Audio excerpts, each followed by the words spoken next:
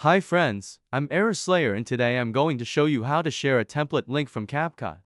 If you're ready, as the first step, open the CapCut application.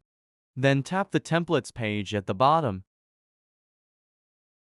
Next, find the template you want to share and tap it. You can also use the search bar if you prefer.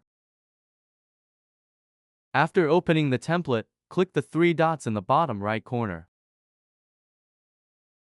If you wish, you can send the link directly via message by tapping on one of the social media applications. Alternatively, you can copy the template link directly by tapping the copy link button. This way you can share it on any platform you want.